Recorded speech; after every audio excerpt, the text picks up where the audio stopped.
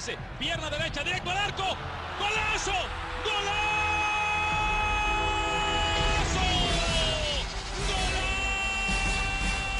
The world of football with a soccer perspective. This is Soccer Today with Duane, Rollins and Kevin Laramee, live on the Sports Podcasting Network. And good day, good night. Welcome to Soccer Today for January 12th, 2018. Combine starts today, SuperDraft next week. To talk about the MLS SuperDraft, it's now a tradition on the 2000 Soccer Podcast and Soccer Today to have Travis Clark of TopDrawerSoccer to talk about the draft with us. Travis, good morning. Good morning. Happy to be here and talk about Duane's favorite thing in Major League Soccer. I think, Travis, we go all the way back to Rycroft and I, and it's called football, doing this annual year, and I annually complain about it, but maybe I'm at peace with it now. But I always start with this question: can you sort of like compare the overall talent in your best estimation now versus maybe when we first started talking about this? Has it gone up? Has it gone down? Is it the same? Where do you think the talent level is on an overall level? Yeah, I think it's probably decreased simply because we've seen a proliferation of a number of factors. MLS academies are obviously the first and most evident factor because you have so many players that in 10 years ago would have been contenders for a Generation Adidas offer, or talented players that might have been looking to skip school altogether, whatever. That continues to be a drain. Just for an example, so far there have been 14 homegrown signings in MLS. 10 have been college players that played at least 1 year, and some as many as 4. So not only do you have the Generation Adidas candidates of the past no longer eligible, you also have the senior players, Chris Reeves and Jordan Cano, 2 defenders that just went to Dallas. They are no longer going to be in the draft pool. So that is a hit. The one other factor, other side of it, is the international signings of, both at the collegiate level and, both at the senior level of the college player pool, and then, this year's Generation Adidas class, 6 of the 7 players are not U.S. domestics, and there appears to be no sign of a Generation Adidas Canada program that they talked about last year, and then it's kind of vanished into thin air. So, obviously it's trending down. I try to bang the drum for, hey, let's figure out a different way to do this. But MLS loves its marketing events. It is a marketing company running a league, after all. There are players out there that will be a factor. You look at, Toronto FC's, the MLS champions, their starting goalkeeper came through the college ranks and was drafted in MLS.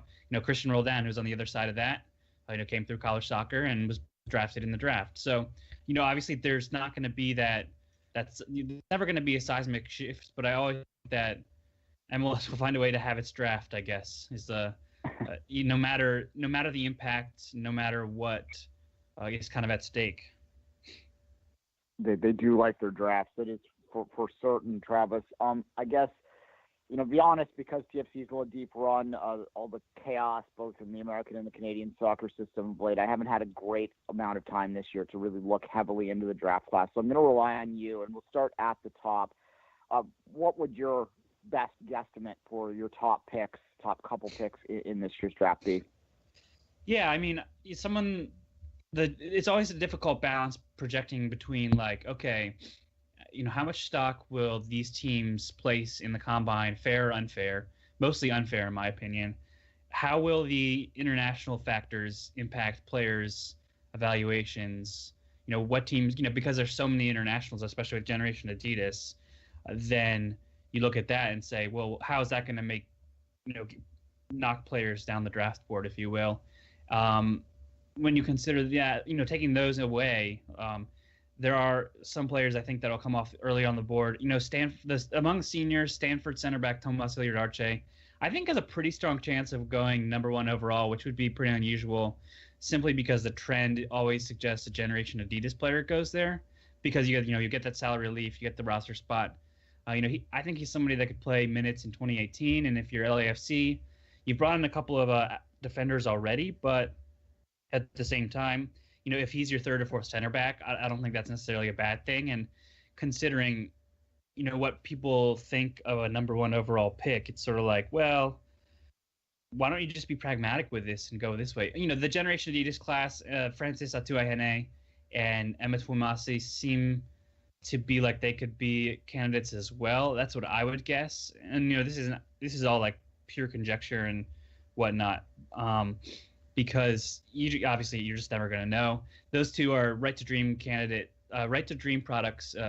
For those of you that don't know, that's a program that basically takes players from Ghana and sends them to either clubs in Europe or boarding schools in the United States. They then were recruited and played college soccer. Sorry, I'm going on here along, but I think those three are my strongest to go up top. There's some other quality out there. Rafael Andrade Santos from VCU could be a top 10 pick. He was probably the best attacking midfielder in college soccer, and from where I stand, I think he has a legit shot of actually contributing, not just this is a college attacking midfielder and wave bye when you go to MLS.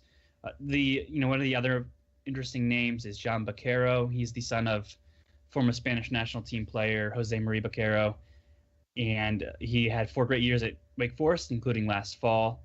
Again, these are all, I'm not talking about all international players, so it's like they could go top 5, but they could slide down because one team has this plan lined up, but then this player is available and they're domestic. So that's a hard thing to really project here at this point. Mason Toye should go pretty high. He's the only Generation Adidas signee that is will be counted as a domestic, big number 9 target. Has a frame for MLS. It's just whether or not he has sort of the mentality and can put it all together when tasked with that. All the names that you're telling right now are making me a bit happy and anxious at the same time. I'm located in Montreal. People know that, and the Montreal Impact have the 4th SuperDraft pick this year.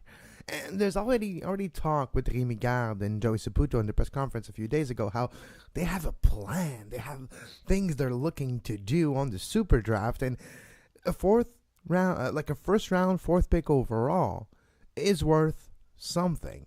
And those names are those names worthy of a top 4 pick? Is it worth it to get a pick like this with what you have as a draft pick, or do you need to use it to make a trade? Because both things were alleged by Rémi Garde and Joey Saputo of the Montreal Impact, saying we have a plan. We could draft a decent player with a 4th overall, or we can use the value of that draft pick to get us maybe jumpstart that revolution, that turnover of roster, to jumpstart that reconstruction. So if it was you, would you draft 4th overall, or would you look to maybe trade that value?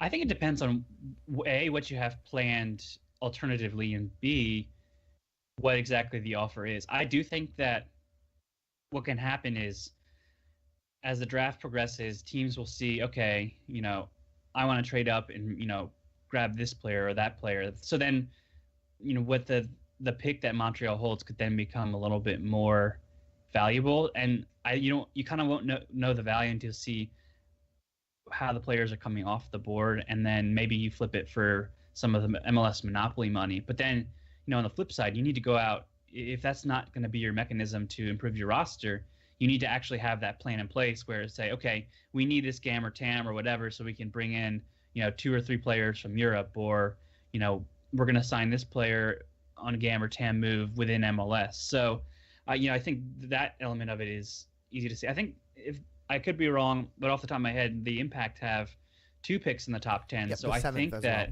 the 4th and 7th. If they have a plan, you're better off flipping one of those for at least something. You could trade for a MLS player, or you could trade for, the aforementioned, monopoly money, that kind of a thing. I think that you're better off. At least you roll the dice on one of the picks, right? And then whatever falls into your lap at 7, let's say, because your number 4 pick probably has the most value, because someone that really wants a player could swoop up and grab someone, and then you wait and see what happens at 7. Take a flyer on someone at that point. So it's obviously it's not an exact science, but I think the overall point is that when you're building rosters in MLS, it's so much different than other North American sports, whereas this is by far not the most important or main source of new player acquisitions, right? Like, there's only going to be 5 to 7 of these players at most that emerge as consistent contributors. Maybe that's a little harsh. Maybe it'd be a bit more. But particularly when you're looking at 2018 specifically, it's not going to be we drafted number 4, so we're going to get this really good player who's going to definitely be good, and then that's going to make us better.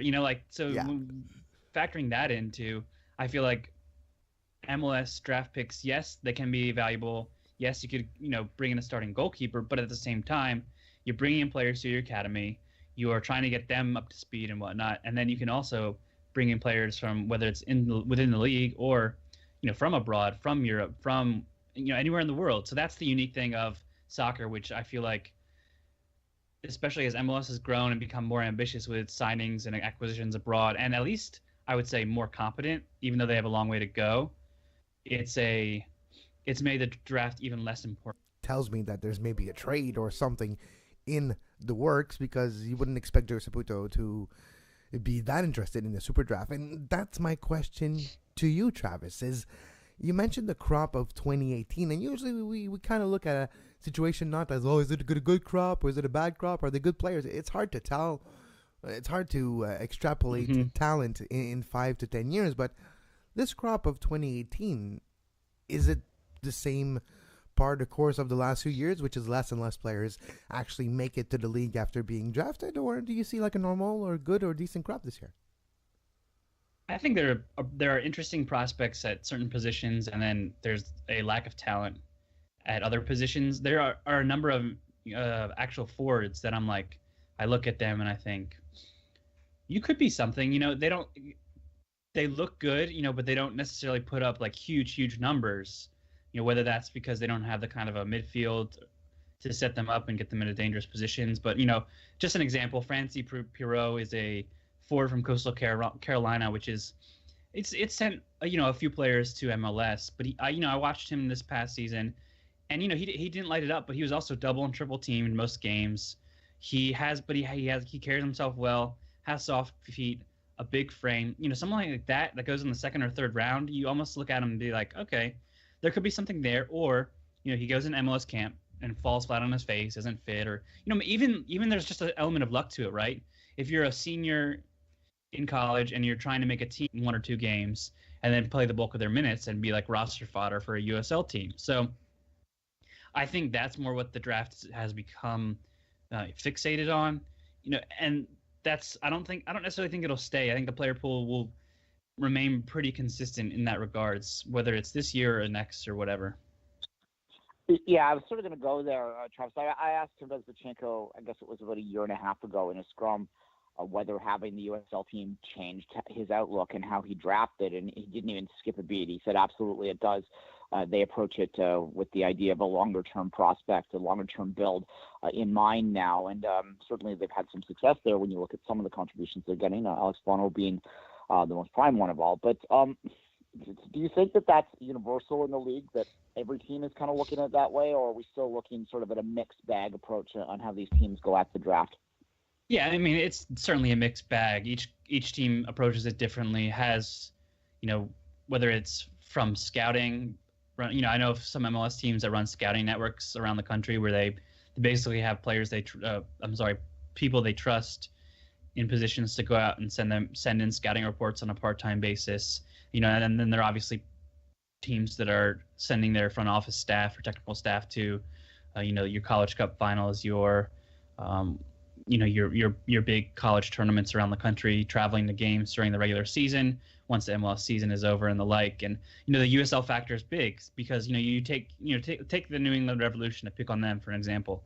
If you're Brian Wright was one of their first round picks last year, and I don't have his stats right in front of me, but he was a big forward, decent player, played I think maybe a couple of Open Cup games, and that's about it. Might have gone out on loan because they have a loan affiliation, but again, jumping back to Toronto, if you're a third or fourth round pick, and I know Brandon Aubrey didn't really work out last year, but I'm not sure if he saw USL minutes or what have you. If you're third or fourth round pick and you're going to Toronto FC, you're at least going to get a little bit of a chance, right? You'll stick around and maybe play 1,000 to 2,000 minutes, and if things click, and maybe you earn a contract next season. So I think it changes it for the teams, and it changes it for the players too. And I'm also aware of college players that are actively scouting and shopping themselves to USL teams and having a deal in place if they don't get a combine invite, or if they don't get the chance to really showcase what they can do, and then they just sign with a USL team,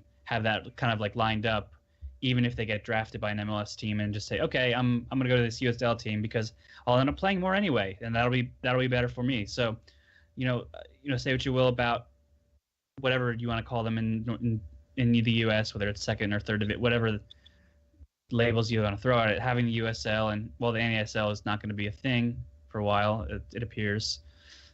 That's good for players as well in terms of just trying to get a job out of school. Travis, whenever I try and dismiss the importance of the value or the depth of the draft, I often get one name thrown back in my face: Joao Plata. He was taken 55th overall, I want to say, third round at any rate. Obviously, he has emerged and eventually earned a DP contract. I don't know if it's high TAM now or not, but he's a well-paid player nonetheless, and he came from very low in the draft order as one of those international players. So I guess the best that you can, is there a Joao Plata out there in your mind, somebody that might be one of those sleeper picks that goes late that could have a real big impact down the line? I don't know if I want to put myself on the limb like that. I haven't even looked, to be honest, and you just never know. One player I really like, and I just tweeted it at his highlight video, is Jose Carrera Garcia. He's an attacking midfielder from the University of California. I think it just has a unique flair about him. But then I throw out a name like that, and you think about, well, is a team going to play him? Where will he end up? Is he going to be valued for playing through him? Those sorts of things crop up when you think about exciting, sort of different style attacking players. It's not the big, strong, tall, fast American kids, which I feel like for many scouts and many clubs, that's sort of like, okay, that's the starting point. And yet there's an element of that it's fair, sure, because you need to have a certain level of athleticism to succeed in MLS. But I don't necessarily think that, a player like Carrera Garcia, I just hope he gets a shot, because I think maybe he's not a Joao Plata type, but he's somebody that brings a little bit of a different wrinkle to the draft, to the player pool, and to MLS should he get a long enough look. But maybe I don't have my hopes too high for him, even though I think he could do some special things. Maybe not Plata-esque, but up there. Yeah, Plata had some very unique skill sets there with the size and everything else, kind of made it a bit of an outlier. But I'm going to go a bit outside the box. Obviously, there's another draft that comes up immediately almost after the NWSL. And I'm just curious, just in a general sense, Travis, how important is the draft to the Women's League? Is it more important than it is in MLS now, or is it something that kind of has an equal sort of level of importance as you see in Major League Soccer? Yeah, it's interesting. The off the bat, you would think, well, yeah, they need all this young, cheap talent to kind of keep the NWSL afloat, right?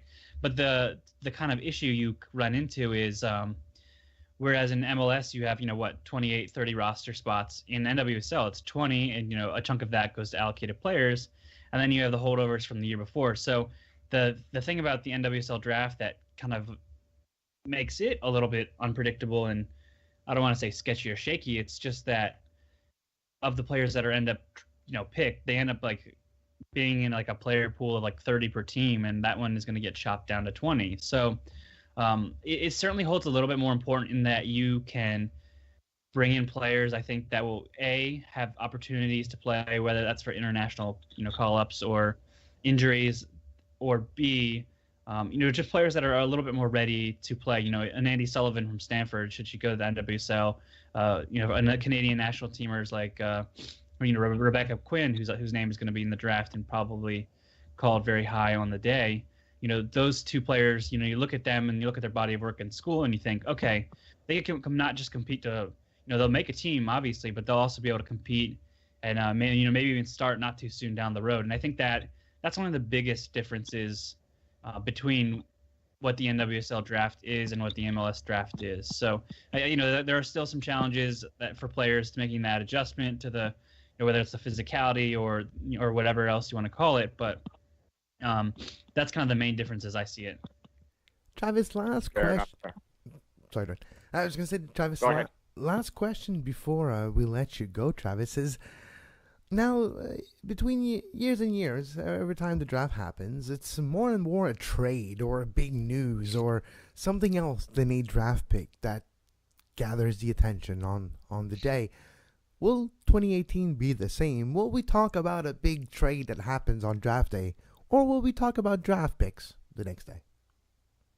Yeah, I think that we'll probably see a flurry of activity. As we were discussing, you look at with the Impact and the Revolution each holding 2 picks in the top 10.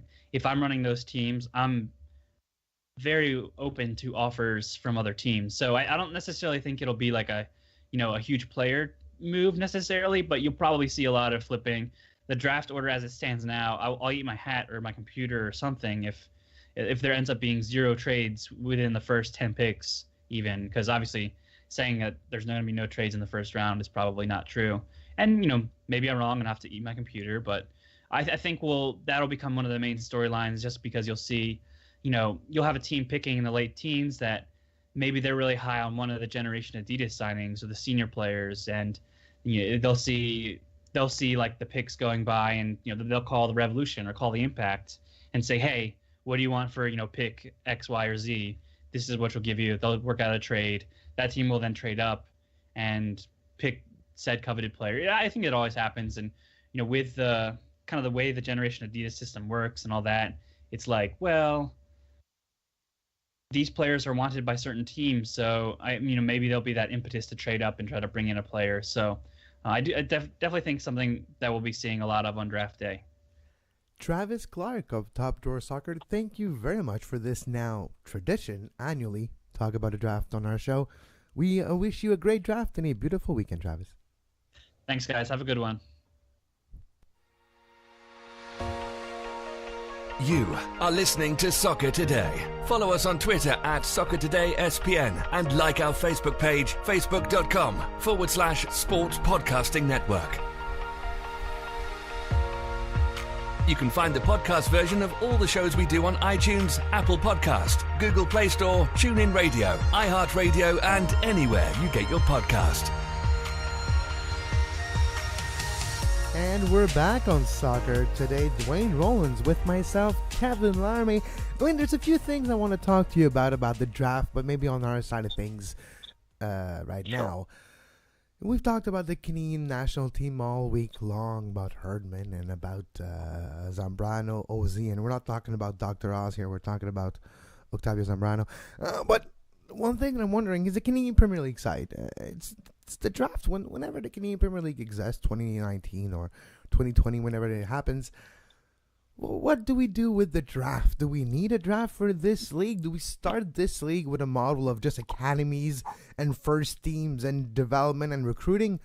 Or do we include U Sports, the artist formerly known as the CIS, in the Canadian Premier League draft? Call it the U Sports draft. Draft Canadians for that quota.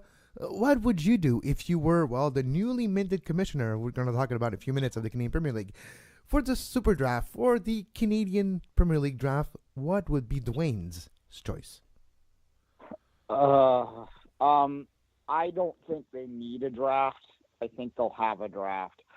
I suspect that a lot of the trappings of North American sport will be part of this. It's obviously going to be a franchise model, which I don't have an issue with. The nature of sports in North America lends itself that way. It's how we're brought up to bring it. But I think in terms of the draft, they will be something probably tied into the CIS. Now, the confusing thing there is, you look at and I know, having talked to Dino a little bit, or Dino Rossi, Commissioner League One Ontario, a little bit about this on and off the record over the years. I sort of get the thing that they're kind of working out still and negotiating with various parties, informally so far right now, but those mechanisms are getting worked out. And I do think that when you're talking about completely out of contract folks in the college system, and that would include, up here in Canada, we call colleges 2-year diplomas or diploma and granting institutions, and universities are 4-year degree granting institutions, and there's sports at both of them. So there's a distinction there. So I think you'd be looking at both college and university players being eligible probably for a single round of draft. Something it's ultimately, drafts are about control, right? They're marketing and their cost control. Because if you have a full open market, I think the belief is that the there's going to be bidding wars for the top players. I don't know if there's going to be any bidding wars for CIS players, though, and I refuse to call it U Sports. It's an idiotic name, and they'll change in 2 years anyway. Yeah, but it's U for university, and it's sports for sports, no? Yeah, exactly. Anyway, exactly. Canadian inter-university sports, CIS. Yeah, well, these called the CIA. The 3 name changes. How can you imagine if the NCAA changed its name 3 times in 15 years? Well, welcome to Canada, folks. That's what our university sports is. The difference is the NCAA is not fighting for relevance. Like, it's not fighting for attention.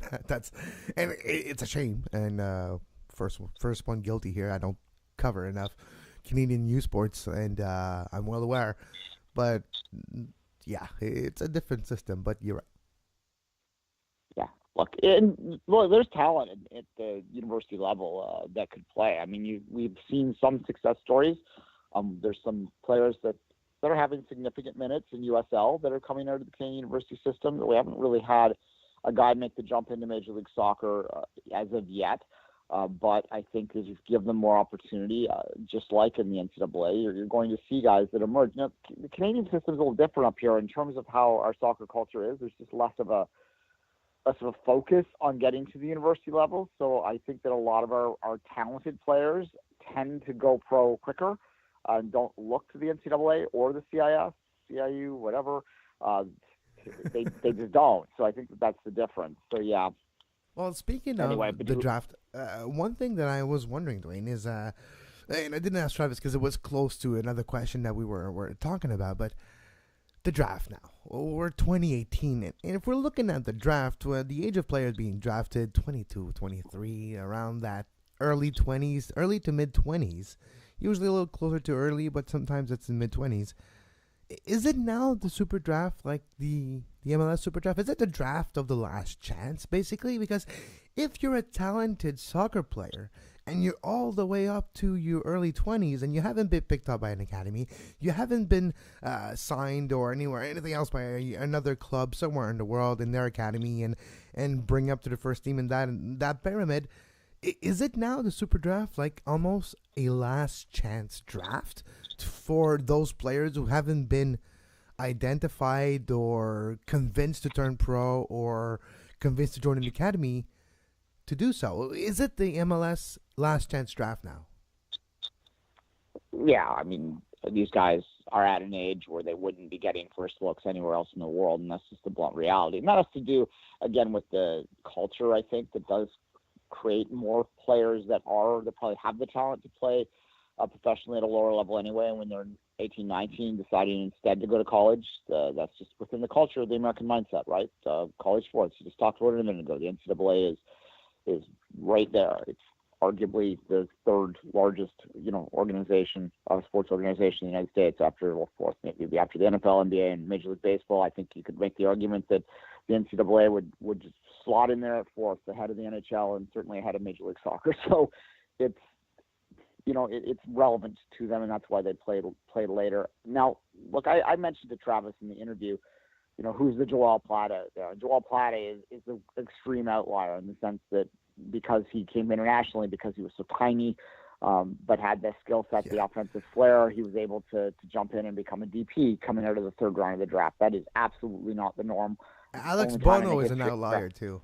Like Bono from draft pick to starting goalkeeper to almost a top 5 goalkeeper in the league. This is an outlier as well. Yeah, well, it's only the second. I track the numbers, and I'm in the middle of doing I do it every year. I do a big update every other year, and I'm in a big update year for my draft tracking, which is a massive stats-based post that I put out. And I don't write a lot anymore, as people know, but I am going to get this one out there in the next few days. And Alex Bono was only the 2nd goalkeeper that has ever been selected in the super draft that has become a regular starter. The other one's Stephen Price. Somehow Toronto has good luck drafting keepers, but at any rate. Yeah, never mind winning the MLS Cup. Yeah, that's totally different. Yeah, story. well, yeah, the two of them have both won MLS Cups back-to-back years. So there we go. What was I going to say? Yeah, they're outliers. You do that, but what you can find in this draft still, and I think what you should be aspiring to find is, I'm going to use another Toronto example here, and that's a Nick Hagland. Nick Hagland was picked 12th, and then, he had injury problems this year, but he emerged over several seasons, working hard, doing some USL minutes down there, dropping off of people's radar and finding his way, into his game now that he's in his, mid-20s, and he'll probably stick around for a couple more years, just doing the same role he's going to do. He's never going to be an MLS All-Star. He's certainly not going to be in consideration for a national team call-up at any point, I wouldn't imagine. But what he is going to do is have a nice little MLS career. And I think that if you could find a Nick Hagglund out there with your draft picks, then you've won the draft. When I do my tracking, that's what I look for. I look for appearances and whether they're playing or not, because there's really no stars emerging. Not very many anyway, especially now. If you look at the history of the draft, again, and I'll promote it one last time when I do put that article out there, we'll talk a little bit more in depth about what I found. But what I found historically speaking, like in those early drafts, you found more stars coming through because more people went to the NCAA. They just don't anymore. The best players are going through the academies, and that's a trend that's going to continue to move forward. And so you're looking for Nick Hagglund, and that may not be. You're not going to build a team around him. So if Joey's trying to suggest, like you said in the interview, that they're going to build this team, I think what Joey's doing is that they're trying to sell some hope, and they're trying to rely on the fact that you live in a town where the draft is a massive deal for the biggest team in your town. So you kind of sort of hinting, it's just like the NHL. Yeah, we're going to get a Sidney Crosby out here. Yeah, there's no Sidney Crosby. Not. Like, no. And one other thing I wanted us to talk about, and like you wanted to talk about as well, is was a press release yesterday in big news that, Duane, we have a commissioner. It's becoming real. And let me just read an excerpt here from the beginning of the press communique. The Canadian Premier League Board of Governors confirmed yesterday, the appointment of David Clanachan as the first chairman and commissioner of the Canadian Premier League. Canada's highly anticipated professional men's soccer league is set to debut in spring 2019. Who is David Clanachan, you say? Clanachan is the chairman of Restaurant Brands International Canada. Having spent his whole professional career at Tim Hortons, Clanachan was named President and Chief Operating Officer CEO of Tim Hortons Canada in 2014 and has more than 35 years with the brand. Clanachan was a key member of the leadership team that grew Tim Hortons into the iconic Canadian brand that it is today. Born in Burlington, a Canadian, of course, a Canadian man to helm this Canadian project. What can you tell us when you first heard about David Clanachan? That it's a business hire, and primarily that's not to be unexpected. Makes sense when you look at the Tim Hortons aspect of that. And you consider that a lot of the leadership is coming out of Hamilton right now. For those that don't know, Tim Hortons, that's where its corporate headquarters are. First, Tim Horton himself, which many people think is a donut, but is actually a former hockey player. He died in the 70s. Terrible was hockey from player. there. And, wasn't that great? But yes, I made some great donuts. There you go. Well, it's like it's a little before both of our times. Tim Hortons made some great donuts. You know what? They don't make great donuts anymore. Tim Hortons is not what it used to be. It used to be good. It used to be fun. Now you go there with all the people on their phone ordering everything. You wait like 500 minutes and then you get your own bagel and it's not even with butter. Don't get me started on Timmy's. They don't bake it. You have to ask them for them to double toast them if you get a bagel, because they throw it through there so quick that it comes out half raw. At any rate, you know what the girl did? She didn't even put it in the toaster. She put 2 slices of cheese between and put it in the press, to just grill thing. It was the worst thing I ever put in my mouth, and that's like 3 days ago. And I had a tooth operation, so I wasn't able to eat for 3 days. So I haven't ate anything since then, and I'm still mad at that Tim Hortons lady.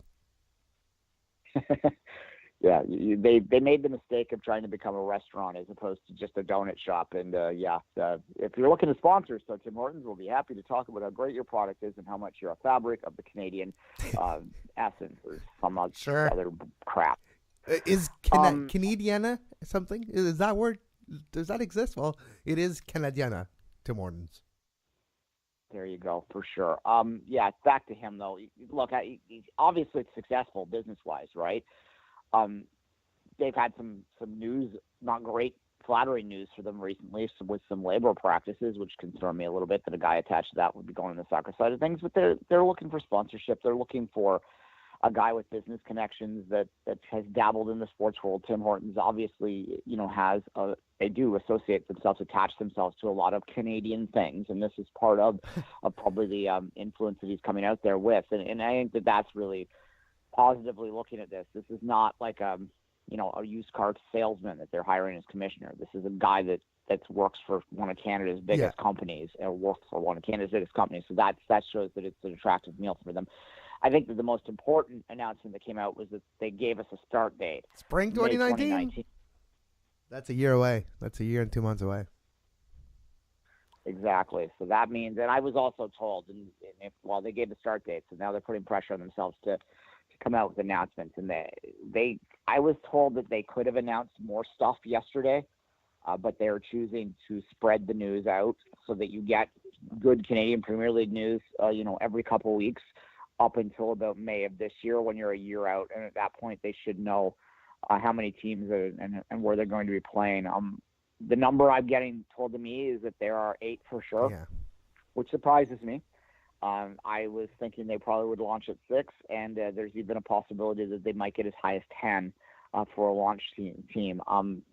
The GTA is unlikely. There's very unlikely to be a team in the city of Toronto proper at launch. I don't think that surprises anyone, but there are a couple options adjacent to Toronto, which they're looking. Well, that's not even including Hamilton, which will be in. And I know Hamiltonians love it when I call it Toronto, but it's face facts, it kind of is. So that's where we're at right now with that.